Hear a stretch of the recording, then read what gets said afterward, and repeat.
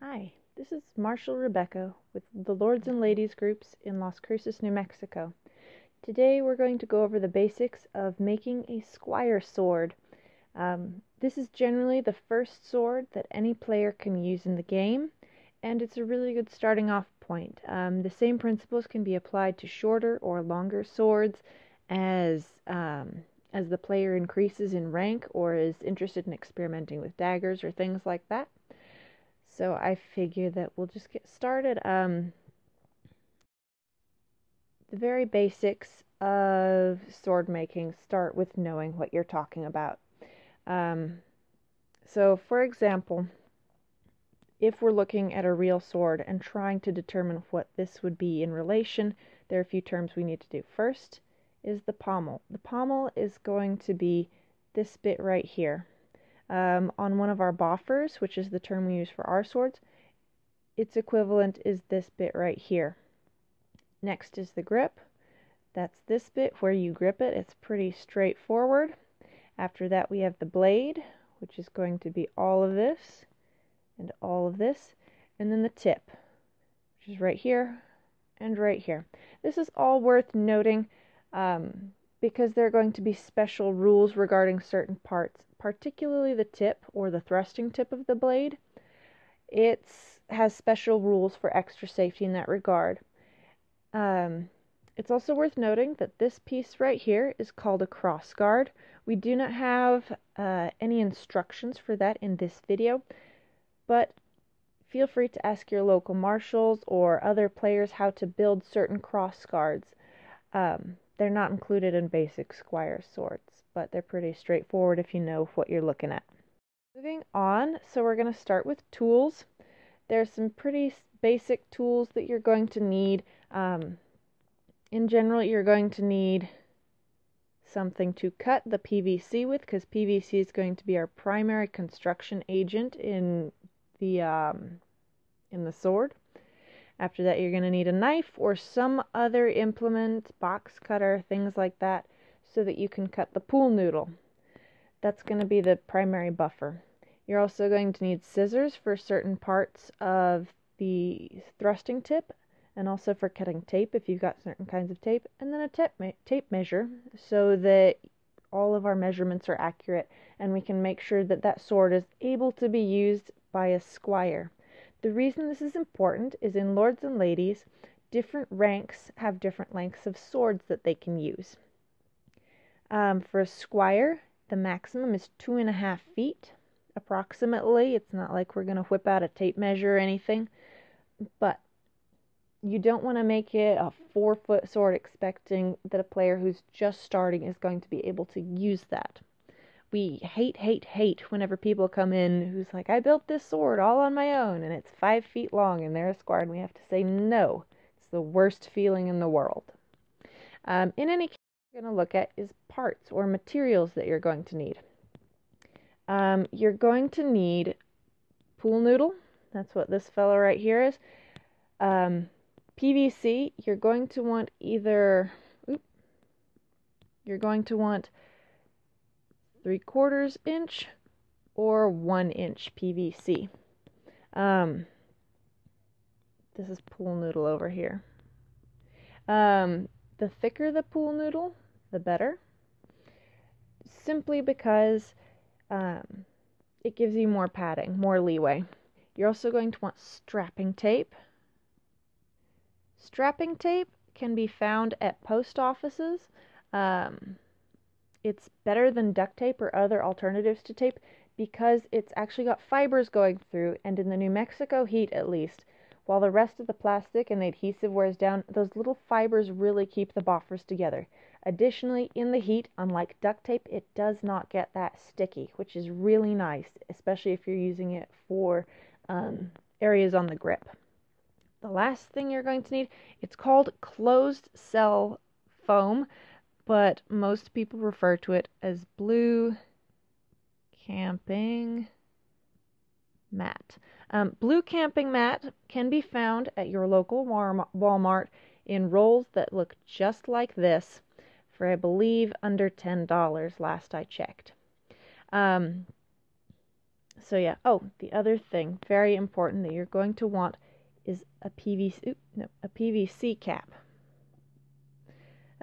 This is for the thrusting tip so that you don't have those sharp edges on the PVC that are going to cut through the materials you're using for the thrusting tip.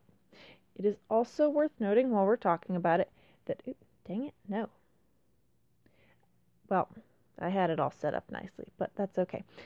You're going to want your pool noodle, this edge right here, to be roughly equal in shape to the circles of blue camping mat you're going to cut out. You are going to need, I believe, 4 of those little circles that are going to match the shape of your pool noodle's tip. And I'll show you where those come into play later. Sorry if this is a little bit disjointed. In any case, look at construction. How do you actually put together a boffer? So, you'll see that right here we have the PVC cap on the end of this of the PVC, which it should be noted once again is 2.5 feet long. Don't worry about including the thrusting tip in that measurement. As long as your PVC is 2.5 feet long, you're going to be fine. You're going to cut your pool noodle so that you have a blade right here and a pommel. You want to make sure to leave enough room in the grip that a hand can fit on there. Usually that's going to be about 6 inches, although I have big hands and I'm not a small person. From there, you're going to want 2 to 3 layers, preferably 3 layers of blue camping mat circles on the tip. That's going to form your thrusting tip right here. You're also going to want 1 layer on the pommel. However, you do not have to have a cap right here. This is not an end that is used for hitting people. Therefore, it doesn't need quite as much protection. So, we're going to move on briefly to how to tape all of this together. There's some pretty straightforward patterns that you can use that have been very reliable in our experience with boffers. So starting with the thrusting tip, basically what you're going to want to do is make a cross of tape that goes down on each side. That's not terribly pretty, but you get the idea. After you've gotten that, you're going to lock it all down with another piece of tape right here around this part of the blade. So you're going to have basically an X on top up here and then a strip that goes around.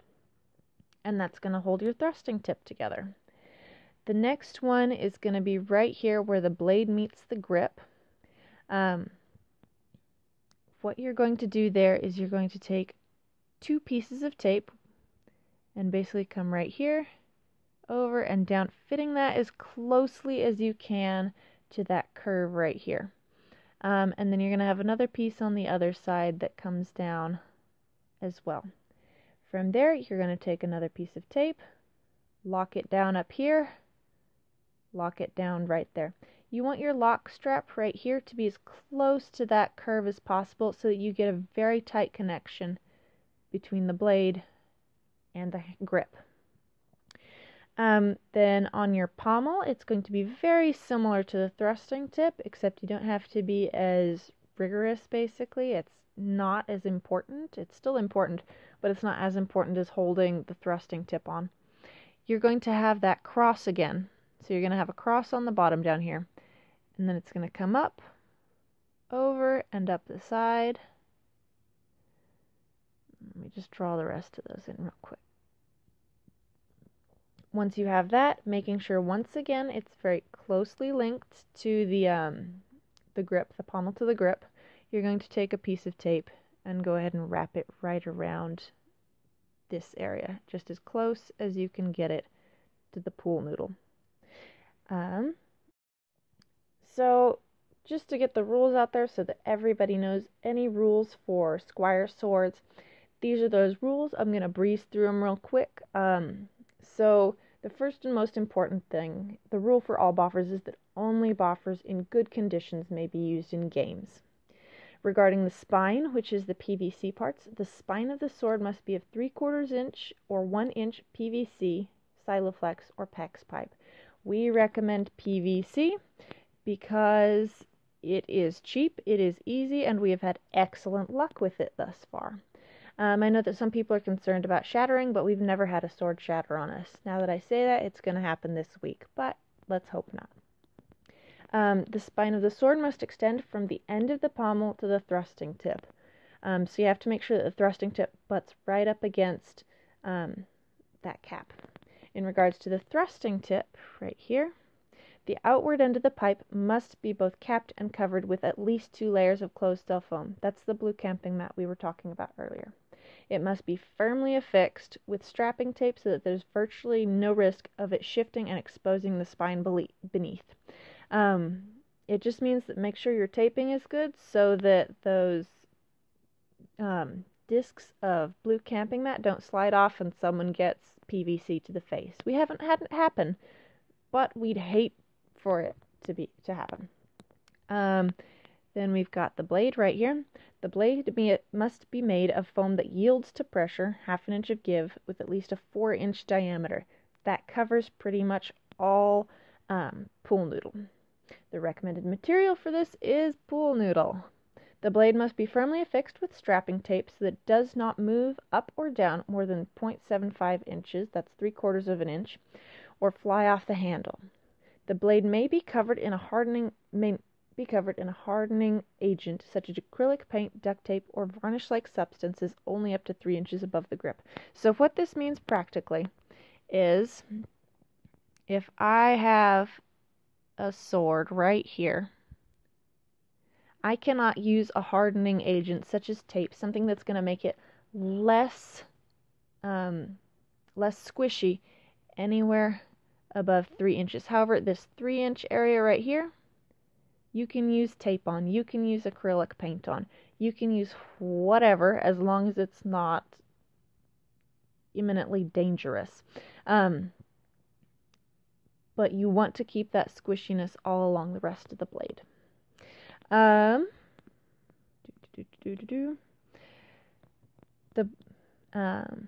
After that, the blade should be free of hardening agents other than those necessary to fix the parts in place.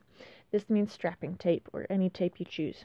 Non-hardening agents such as markers, socks, etc. may be used to decorate any part of the blade. So if you want to draw on this area, totally fine. Just don't, put something that's going to make it less squishy. Very simple. After that, we have the grip. The grip may be covered in any substance, material, or decoration that is not harmful to the bearer or other players. If you want to take, let's say, like cording, leather, put it on the grip, that's perfectly fine. Beautiful, encouraged, all that jazz. Just, again, don't put spikes or pins or God knows what else. It's just not going to be a fun time, but it's fairly intuitive. Last but not least, the pommel. The pommel end of the spine does not need to be capped. However, it should be buffered with a foam cylinder, that's this bit right here, or some other piece of foam that covers the sharp edges of the spine. Basically, we don't want it to poke any other kid in the face just because you turned around too fast and got someone with the pommel end of your sword. After that, we have the no butt spikes or thrusting tips are permitted on the pommel. Basically, that means the part that's up here is a thrusting tip. You can't put one on this end because we experimented with that and it resulted in backhanding your friends. It was not fun. It is now illegal. So I believe that is everything. If you have any questions, please feel free to email us at lordsandladies.nm@gmail.com. And you can contact me directly with any questions or, problems that you're having, like, hey, I can't find this material, where would you recommend? Or I have this alternative idea, and I'll tell you yes, no, maybe not, let's workshop it. Thank you very much for watching, and have a lovely day. See you next time.